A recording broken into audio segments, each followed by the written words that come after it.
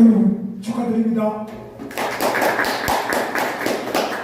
오늘 이 국민노총의 김준영 총장이 노동개혁 참 10조인이 해놨는데 저는 아주 어렵기 때문에 쉬운 걸 좀 들어봤습니다. 얼마 전에도 우리 경제사회노동위원회 자문위원이신데 김준영 사무총장이 오셔가지고 참 10조 이렇게 하는데 거기 있는 여러 장면이 듣고 쉽다고 생각하는 분은 별로 없었습니다. 오늘 국민노조에서 이범 위원장님과 김준영 총장님, 조합원분들 이 노동개혁이 참 쉽다. 그런데 지금 윤석열 대통령께서는 조금 어려움에 빠져 있습니다. 그게 바로 이제 시간 문제인데, 왜 전 정권에서는 52시간으로 시간을 줄이는데 윤석열 대통령은 왜 늘리려고 하냐? 설명을 아무데도 안 됩니다. 총량은 줄어든다, 휴가를 가라, 재주차리를 한 달을 가라, 백날 이야기해도 안 먹힙니다. 그래서 지금 제일 중요한 점은 바로 이렇게 소통하는 건데, 오늘 이 자리가 작은 것 같지만 저는 소통하는 자리로서 굉장히 의미가 크다. 국민노조의 우리 이범 위원장님, 또 김준영 총장님 이렇게 자리를 열어주셔서 이 자리에 제가 발제문을 쭉 보니까 권수도 전 현대제철 부사장님 오셨습니다. 그래서 오셔서 좋은 회사 부사장으로서 현대제철 경험을 말씀해 주시는데 정말 감사드립니다. 제일 중요한 점이 노조 이상으로 회사가 제대로 해야 되죠. 회사가 지금 노동 개혁을 해야 되겠다. 개혁은 힘들지만 꼭 하지 않으면은 회사의 미래도 없고 회사가 건강할 수도 없다. 이런 신념을 가지고 노동 개혁을 꼭 밀어붙이라는 것이 아니라 대통령 하는 것에 대해서 박수라도 좀 쳐줘야 됩니다. 전부 엎드려서 굿이나 보고 떡이나 먹으면 되지. 회사가 나서면 모난 돈이 정말입니다. 가만히 엎드려서 그냥 표정 관리만 하고 있으면 잘 되겠느냐. 이런 것이 지금 굉장히 문제 아니겠나 봅니다. 그런데 오늘 권수덕 우리 부사장님 오셨는데 어디 보자. 예, 우리 부사장 저 계시는데 박수 크게 한번 보여주세요.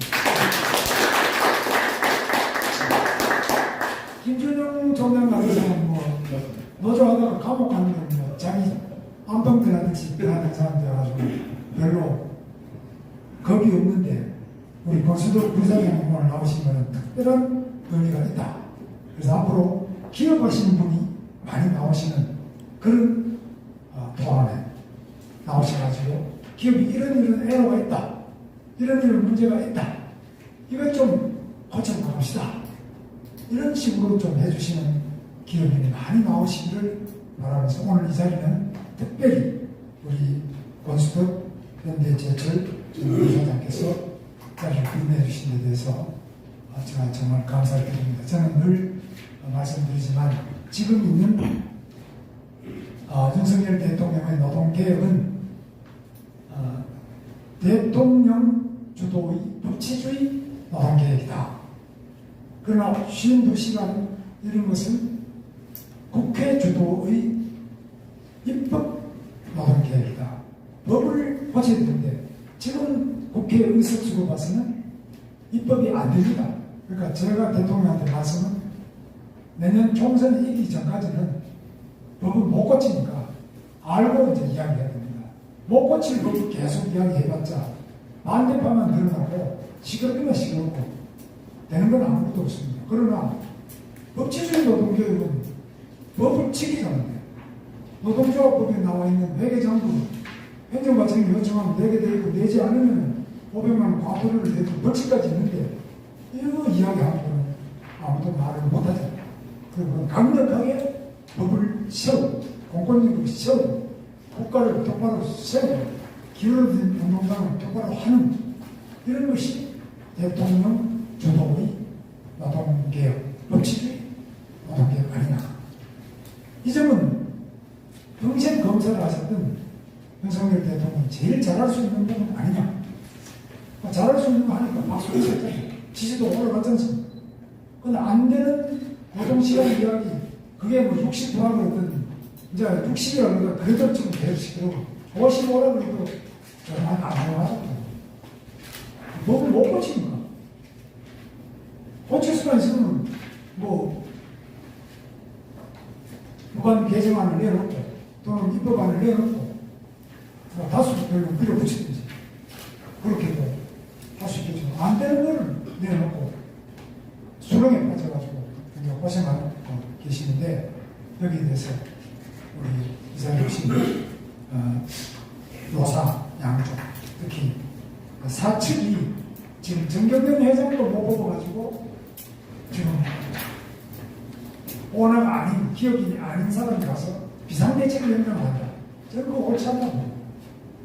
기업인이 이렇게 용기가 없어서 어떻게 대한민국 기업이 세계적인 대기업으로 우리 국민들의 미래를 들어가고 세계인들의 사랑을 받는 제품을 만들고 서비스를 만들어낼 수 있겠느냐. 그런 면에서 오늘 우리 권수덕 부사장님의 용기는 많은 기업인들에게 하나의 귀감이 될 수 있다고 저는 봐서 다시 한번 감사를 드립니다. 우리 정현수 한국 일반 많이 해오시고 노동조합 운동가로서 발표해 주셔서 감사드립니다. 김대호 사회기관 연구소장님은 연구도 많이 하시고 글도 많이 쓰셨는데 오늘 좋은 발표해 주신 데 대해서 감사드립니다.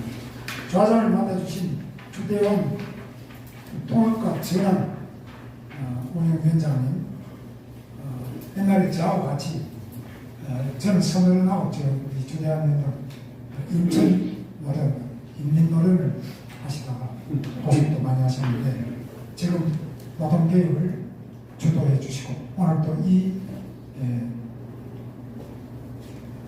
좌장으로서 토론회를 이끌어 주신 데 대해서 감사를 드립니다. 앞으로 많은 역할을 하셔서 이제 정말 우리가 대한민국 기업이 세계적인 기업, 대한민국 경제가 자유시장 경제에 주도적인 역할을 하기 위해서는 노동교육은 필수품이다. 필수, 선택이 아니다. 필수다. 그리고 이것은 시간이 그렇게 많이 남아있는 것이 아니다. 짧은 시간 내에 지난 36년간 1987년 이후에 36년여간 계속되었던 공권력의 실종, 법치의 붕괴, 국가의 방관, 이런 것들을 넘어서서 똑바로 노동 현장에 법이 살고 질서가 살고 노동 교육이 살고 그 속에서 세계 모든 기업하는 분들과 노동자들의 모범이 되는 그런 위대한 대한민국의 노사관계를 반드시 만들어 나갈 수 있도록 오늘 이 토론회가 역할을 해주시고 방향을 잡아주신 데 대해서 감사를 드립니다. 오늘 이 토론의 내용에 보면은 회계통행서 노사 합작의 이기 김윤용 총장님이 만들어낸 36년간의 대기업과 공기업의 노사가 짝짝꿍이 되어서 자기들 이익만 취하고 하청기업, 국민들 이익을 뒷전도하는 이런 염치 없는 노사 합작의 대기업, 공기업 이기주의, 이거 잘 지적해 주셔도 구체적인 실상을 앞으로 만들어서 더 뻗쳐나가는 일이 필요하다고 합니다. 그리고 노동부의 회계자료 거부에 대한 접근이 마태를 500만 원까지 되겠느냐?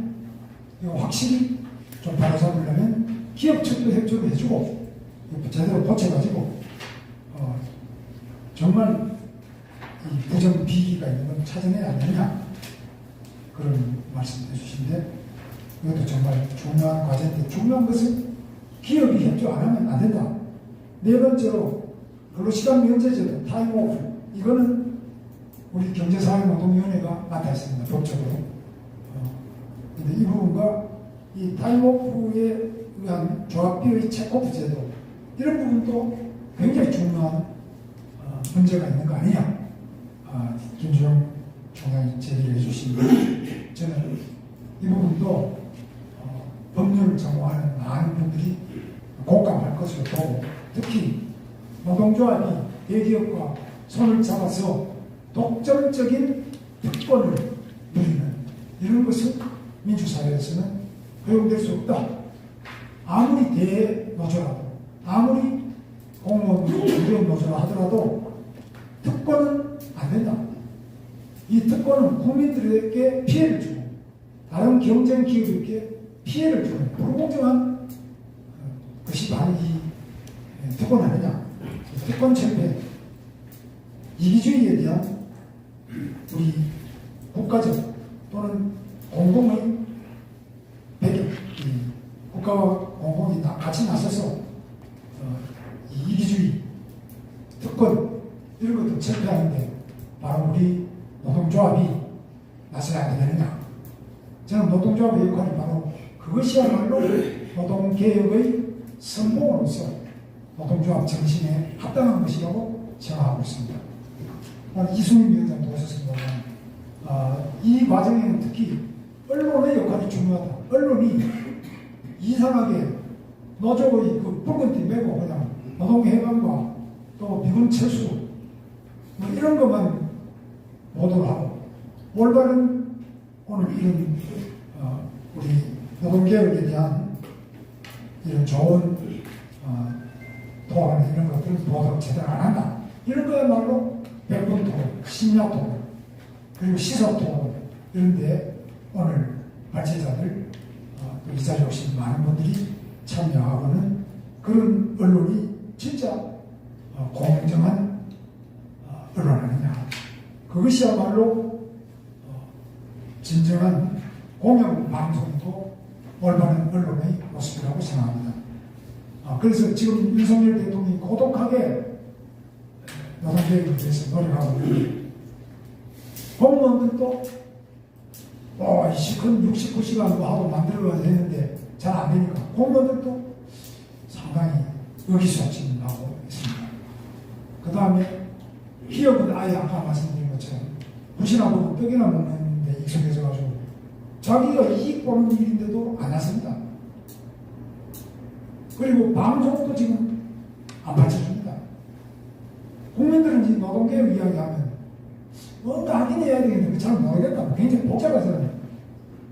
뭐 62시간, 69시간이나 뭐 연차일보가 뭐 이런 이야기 하면 회사 다니는 사람들은 벌써 듣기 전에 다 알고 있고, 모르는 사람은 안 한 이야기해도 못 알아듣는 그런 노동개혁의 그 특성이 있습니다. 그래서 일반인들이 들으면 굉장히 어렵고, 이해관계자가 들으면 답이 다 나와 있는데 뭐 쓸데없는 소리 하냐 이러고 하기 때문에 굉장히 이게 언론 방송의 도움이 없이는 성공하기 어려운 것이다. 저는 그렇게 보고 있습니다. 그래서 노동개혁을 하려면 방송개혁과 언론개혁도 같이 돼야 된다. 그리고 가장 문제는 의식개혁. 노동자는 약자니까 좀 불법을 해도 봐줘야지. 왜 검사 정권이 들어서가지고 약자인 노동자를 괴롭히느냐. 그 소리도 제가 많이 듣습니다. 근데 약자라고 해서 법을 안 지키고 특권을 누려야 된다고 저는 생각하지 않습니다. 약자나 또 요즘에는 노동자가 14% 전체 근로자 300만이나 모여있으니까 이 표가 몰표가 무서우니까 내년 선거 때 두고 보자. 그리고 겁이 나서 그냥 넘어가는 이런 약자니까 봐줘, 강자니까 봐줘. 이것은 윤석열 대통령의 법치주의 노동개혁에 있어서 안 된다고 저는 생각합니다.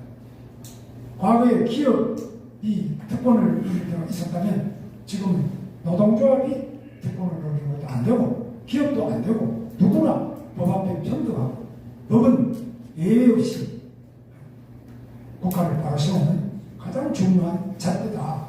그런 면에서 윤석열 대통령 주도의 법치주의 노동개혁이 성과를 거두는데 오늘 이 토론회가 큰 역할을 해주시고 저희들도 기대하는 바가 아주 큽니다. 다시 한번 이번 위원장님과 김주영 총장님 그리고 여러 우리 발제자 여러분들 좌장하시는 주대한 우리 위원장님 여러분들께 감사를 드립니다. 오늘 이 자리는 작지만 매우 큰 자리다.